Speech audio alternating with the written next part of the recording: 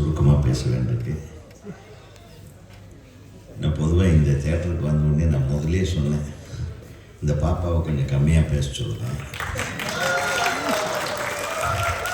ஏன்னா இத்தனை பேர் இருக்காங்க அவங்களுக்கு பேச முடியாமல் போயிடுனேன். பட் அது கம்யூனிகேட் ஆச்சா இல்லையான்னு தெரில. நல்லா பேசுனீங்க. நான் ரொம்ப பேசிகிட்டே இருந்தீங்கன்னா அப்புறம் நாங்கள் என்னத்தை பேசுறது? ஒவ்வொரு டைமும் இந்த தேட்டருக்கு வரும்போது இந்த 12 மணிக்கு பெல் அடிச்சுக்குவாங்க, எல்லோரும் உள்ளே வந்துடுவாங்க. இத்தனை பேர் வந்து முரளி சாருடைய பையனுக்காக இங்கே வந்திருக்கோம், பசங்களுக்காக. எல்லாரும் முரளி சார் பற்றியும் இந்த குழந்தைகளை வாழ்த்துவதற்காக வந்திருக்கிற அனைவருக்கும் கொஞ்சம் நேரம் வேணும். ஸோ நான் சுருக்கமாக பேசுகிறேன். முரளி சார் வந்து ஒரு மிகப்பெரிய ஒரு கலங்கரை விளக்கம் மாதிரி. அவர் என்னை வச்சு படம் பண்ணலையே தவிர, ஆனால் எனக்கு நிறைய ஹெல்ப் பண்ணியிருக்காரு. ஸோ அதை நம்ம மறக்க முடியாது பல விதங்களில், பல எங்களுக்கு. அதுக்காக நான் ஒரு படத்துக்கு ஃபுல் பாட்டு எழுதினேன். நம்ம விஜயகாந்த் சார் வச்சு ரவிக்குமார் சார் டைரக்ட் பண்ண படத்து, அவங்களோட படம் தர்மச்சக்கரம் படத்துக்கு. அவர் வந்து எப்படின்னா, தன்னுடைய படம் ஷூட்டிங் நடந்துட்டுருக்கு, அடுத்தவங்க படத்தில் ஏதாச்சும் பிரச்சனை இருந்தால் அவங்களுக்கு காசு கொடுத்து அதை சால்வ் பண்ணிட்டு உட்காந்துருப்பார். யாராச்சும் கஷ்டம்னு வந்து அண்ணே கொஞ்சம் பிரச்சனையாக இருக்குண்ணே, உடனே இவர் பட விஷயத்தை விட்டுட்டு அந்த படத்தை போட்டு அந்த ப்ரொடியூசர், அந்த டைரக்டர், அந்த நடிகர்களுக்கு கொண்டு போய் சம்பளத்தை கொடுத்து அவருக்கு பதிலாக நான் கொடுக்குறேங்க, நீங்கள் நடிச்சு முடிச்சு கொடுத்துருங்க அப்படின்பா. அது ஒரு வித்தியாசமான கேரக்டர். ஒரு சினிமாவில் பல பேருடைய கஷ்டங்களை தீர்த்து வைத்த ஒரு மிக அற்புதமான ஒரு தயாரிப்பாளர், ஒரு நல்ல மாமனிதர் வந்து முரளி சார் அவர்கள். அது அவங்க குழுவே, முரளிதரன், நம்ம சாமிநாதன் சார், வேணுகோபால் சார், 3 பேரும்.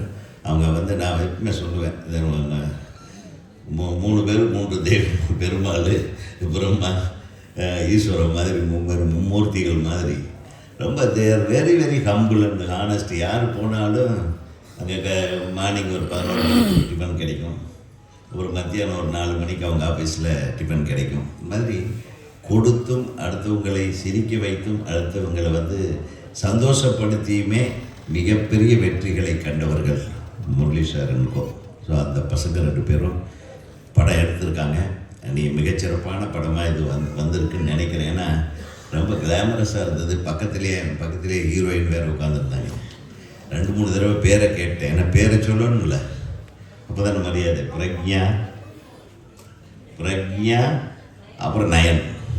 இப்போ நயன்னு சொல்லிடுங்க. நாங்கள் அது எதுக்குமா பிரச்சனை வந்துடும் அப்புறம், இல்லை குட்டி நயன்னு சொன்னாங்க. பட் எனிவே நீங்கள் பிரமாதமாக டான்ஸ் ஆடி இருக்கீங்க. உங்கள் பாடி லாங்குவேஜ், உங்கள் பேசுகிற லாங்குவேஜ் 2மே நல்லா இருக்குது. அது மட்டும் இல்லை, நம்ம பெரிய ஜாக்பாட் அடிச்சிருக்கு நம்ம புகழுக்கு. விஷயம் புகழ் வந்து கொஞ்சம் ஒரு ஹீல்ஸ் வச்சுருக்கலாம் மேடம் தம்பி இப்படின்னு.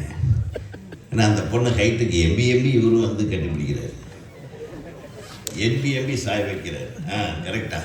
ஸோ ரொம்ப நல்லா இருந்தது. பட் இருந்தாலும் முயற்சி பண்ணியிருக்க பாரு நீ, சூப்பர்.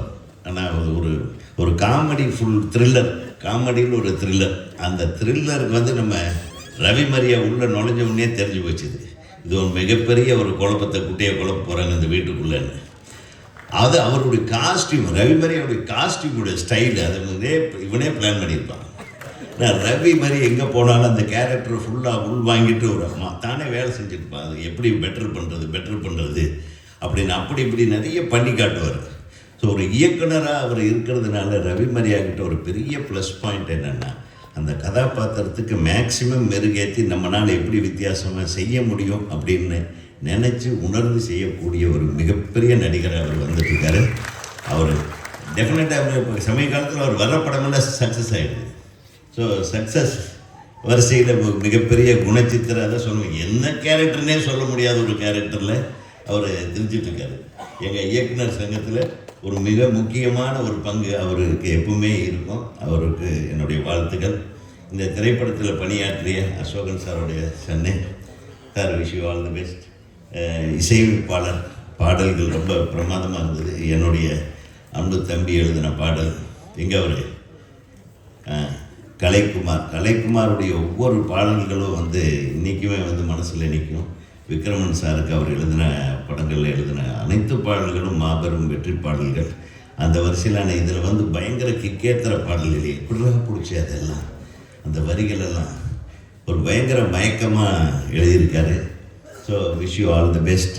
இந்த திரைப்படம் மிகப்பெரிய வெற்றி படமாக அமைந்து அனைவருக்கும், அதாவது திருப்பூர் சுப்பிரமணியன்னு சொல்ல வேண்டியதில்லை, அவர் வந்து அவ்வளவு சீக்கிரம் ஒருத்தருக்கு நீ படம் எடு நான் பின்னாடி இருந்து ஹெல்ப் பண்ணுறேன்னு சொன்னவரே அல்ல.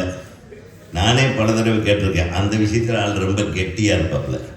யாருக்கு அந்த விதத்தில் மட்டும் நான் ஹெல்ப் பண்ண மாட்டேன். அவங்களே சினிமா மட்டும் எடுத்து அவன் வந்து சேஃப்டியாக வெளியே வந்துடுவானான்றது எனக்கே டவுட்டாக இருக்குது. ஏதோ சினிமா படம் எடுத்தால் வாங்கி வியாபாரம் பண்ணலாமே தவிர, இந்த நானே பல தடவை கேட்டேன், ஒரு படம் பண்ணலான் இருக்கேன், பேசாமல் இருங்க, நல்லா தான் இருக்கிறீங்க அப்படிம்பாரு. ஸோ அவர் வந்து ஒரு இன்வால்வ் ஆகி ஒரு படத்தை பண்ணியிருக்காருன்னா நிச்சயமாக இது வெற்றி படமாக அமையும். அது வெற்றி படமாக அவர் மாற்றி காட்டுவார். கவலையே படாதீங்க.